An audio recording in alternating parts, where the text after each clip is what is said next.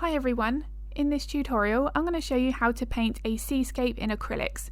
Now the first thing here is I'm just trying to cover up the white of the canvas, so I've just mixed a little bit of white, ultramarine blue and cadmium red so that I can get a little bit more of this powder blue colour, and I've just blocked that in just purely so I've got a colour to work on top of. Once that's dry, I'm now going to come in and block in my main shapes, the lights and the darks from the ocean and the sky. Now one thing that you're going to see throughout this tutorial is how I break this up into smaller sections. So on one day I did the sky and the clouds, the following day I did the water, the next I did the beach, and then the following day I did the palm trees. Now in order to get this so that it doesn't become overwhelming, breaking it up into one task each time, each painting session, is something that really can help. Now as I start to work more on the sky, you can really see how the blending techniques are creating a very soft outer focus effect, and this is one thing that the real-time version of this tutorial on Patreon focuses on. Acrylics often get some negativity saying that you can't get that outer focus really smooth blending with this medium, but as you can see here that's really not the case. As long as we're using the right techniques, we can get a look that's very similar if not the same as oils. Now what I'm using here is a combination of my blending brushes and my fine mist spray bottle. Now what a fine mist spray bottle does is it applies a thin layer of water over the top that enables you to blend your paint. Now you can either apply the water first and then add the paint and blend with your makeup brushes, which is what I'm doing here, or you can add your paint, then add your water and then blend as well. Now both of those options I actually use throughout this painting in many different situations, the clouds, the water and so on, but I want to be making sure that I've got the right amount of water on that surface. So either it be when you add the water first or after you've added the paint, you want to be making sure that you don't add too much, but also that you don't have too little. Now if you don't have enough water and you go to blend, nothing's going to happen. You'll just end up with that paint drying quicker because you're actually lifting the paint with the blending brush. If you have too much water, it's going to act like an eraser, and when you go back in with your blending brush, that paint is just going to lift off completely where you've used that blending brush and it's absorbed all of that moisture all of a sudden. So it really is about getting the balance right, and it just is practice. The more you use a fine mist spray bottle for situations like this, the easier it gets. Now one thing that you can see here is as I continue with this layering process, I'm actually using my makeup brush less, and that means that I'm using my fine mist spray bottle less. Here I'm just now using small amounts of paint to adjust my values, the lights and the darks, and then the colour. Now a big tip when painting clouds is you do want to be making sure ideally that the paint is applied in the centre of the cloud and then you push that out to the edges. You're going to get a little bit more of that fluffier look to the outside of the clouds if you do that. If you have more paint loaded on your brush and then you just map in the outside of that cloud first, you're going to have more of a rigid edge. And of course with clouds, for majority of the time, that's not the look that we want to go for. Now the clouds are going to vary from photograph to photograph, so if you've got more of a stormy sky, the cloud shape is going to be completely different. You might have a few more harsher edges, but you certainly won't have start and stop points. You would still have some degree of softness on those edges. So it is just something to pay very close attention to. Okay, so I was pretty happy with how the sky and the clouds looked, so now I'm going to start to move on to the water. Now when it came to working on the water, it's very important here that we're making sure that we've captured the movement on the surface of the sea, the ocean, the lake, whatever it may be, correctly. Now in terms of this seascape, the sea, the ocean, it was very calm, so I didn't have to have any exaggerated brush strokes. It was very important to be making sure that I moved that brush in a way that replicated the smaller, shorter, more condensed ripples. Now before I was able to get to the detail, I had to build up more of a base layer. Now the base foundation of any medium that I work with, I feel is very important.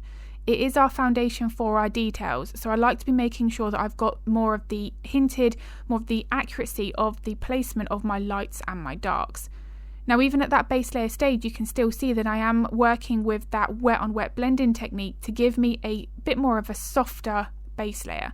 I don't have any harsh edges at that stage either. And for me in my painting process, I feel that this actually helps to build up more realism as I continue with my detailed layers. Now as I start to put in that first layer of detail, here I'm using a small round brush in order to replicate those very small short ripples. Now I have to be making sure that I'm making the brush strokes left to right, but they are the right width. So if I make my brush strokes too long here, I'm going to potentially completely change the look of the water. So this is something just like when we paint fur, we have to be focusing on the length of the brush strokes, the thickness of the brush strokes, and the way that they are directed.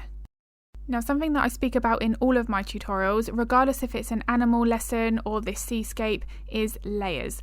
Layers are so important. I can't add this level of realism with only 3 or 4 layers. It's all about building those up gradually, but using multiple layers in order to get as much depth and realism as we can in our paintings. Now if I was to jump to my brightest highlights for the reflections here, then I'm going to end up with something that looks very flat and two-dimensional. The water is reflecting the darker shapes, the colours in the sky from the clouds. So I have to be making sure that I am replicating that in the water. Now of course it's not a complete mirror image because there is movement on the surface of this water, but if it was a lake, you're going to have far more of a detailed reflection in that surface. So that's going to vary from reference photo to reference photo, but for something like this I still had to hint at where roughly the lights and the darks are in relation to the clouds. And all of that comes in when we use the right brush technique and not just about putting random highlights everywhere. And that's something that we're also going to be seeing here when we paint the rocks. If I start adding in too many highlights or highlights that shouldn't be there, I'm going to change the shape of the rock or the light source. Now if you add highlights where there shouldn't be and the light source changes, that's going to really be distracting and fairly obvious when the painting is finished. So the light source, if it's a one-sided light source, you're going to have a highlight on one side and a shadow on another side. Whereas when you're working with a seascape like this, you don't really have that. It's more of an overall light source, unless you've got a very unique, maybe the sun is positioned in a certain way or there's an object that's cast in a really strong shadow, but the lighting with a seascape is important. So for instance, if I don't get the highlights right with this rock is not going to be part of the scene. It's going to look like it's just randomly being placed there. So it's very important to pay close attention to every aspect of that reference photo. Now also in terms of the little bits of shingle here, those small stones on the sand, this I have to be making sure that I'm adjusting the brush technique. If I use the same amount of pressure from start to finish, then all of the stones are going to be the same size. So for the smaller shingles, use hardly any pressure on that brush to get a very small dot in some cases, and then adjust that pressure as you go where needed. Now in terms of why I'm painting the water here and I didn't paint it at the same time as the rest of the ocean, it's because this section of the water is sat on top of the sand. So I had to paint the beach first and then I can come back in now and finish off the water. This is going to help make that painting have more flow, more natural realism, because I'm painting an element that's naturally on top of another section. So this is something that I do mention all the time in every tutorial, both here on YouTube and on Patreon, is about how it doesn't matter if it's fur or there's a clump of fur that's overlapping something else. We should really be painting what is behind something first and then adding the layers that are in front or on top later. That's going to help to build up more of that realism. It also makes our job easier in terms of how we should approach that layering process.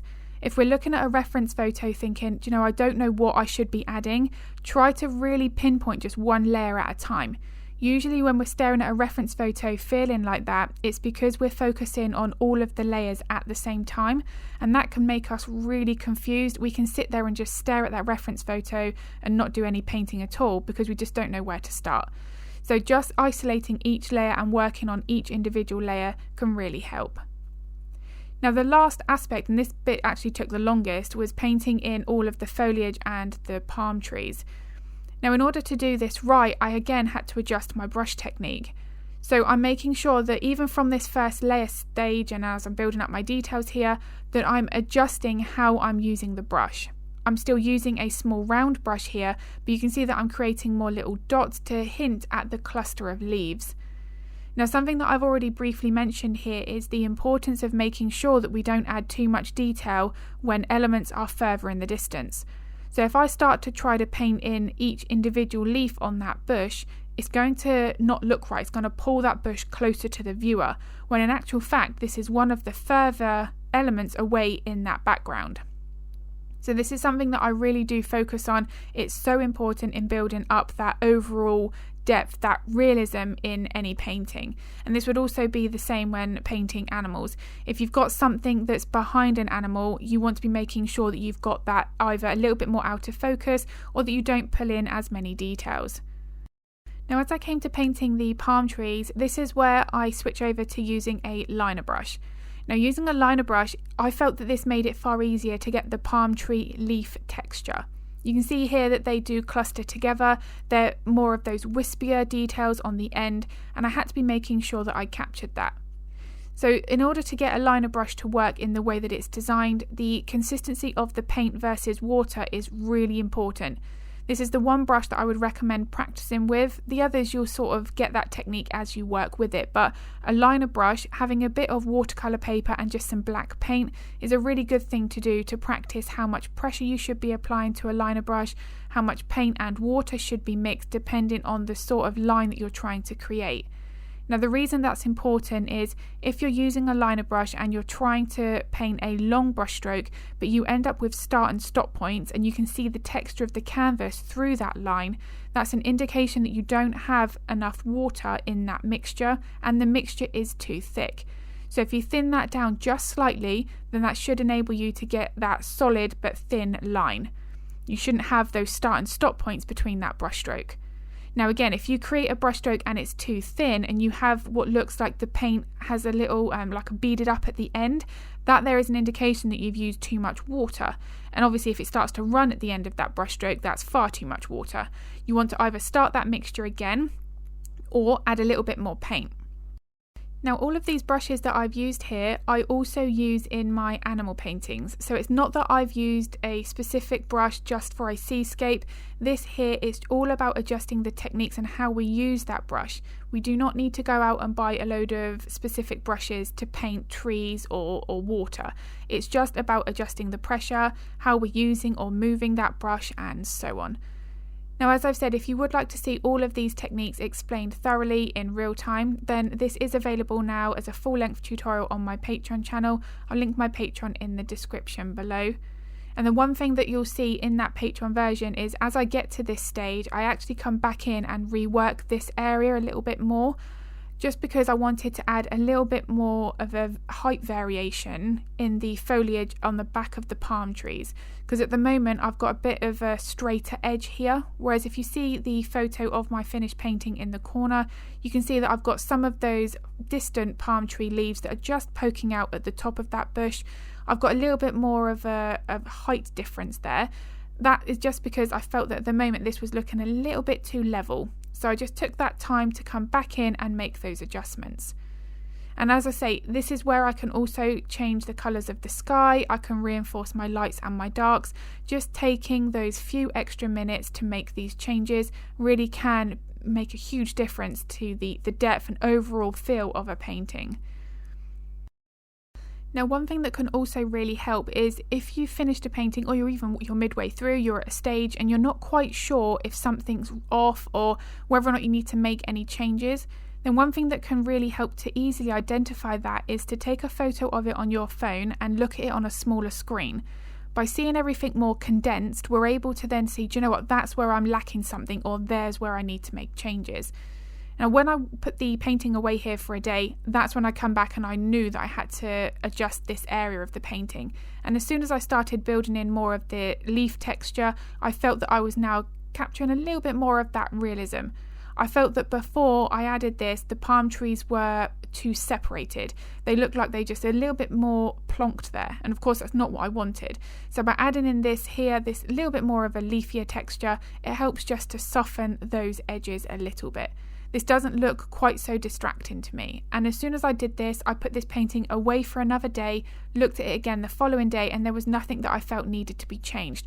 And therefore I knew then that I could call it finished. So I really do hope this video has been useful. If it was, I would really appreciate it if you could give it a like and a thumbs up, because it makes a huge difference to my channel.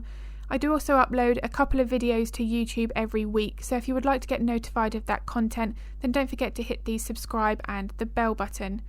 If you are interested in painting along to the real-time version of this tutorial or any of my other step-by-step lessons, then I'll pop the link to my Patreon in the description below.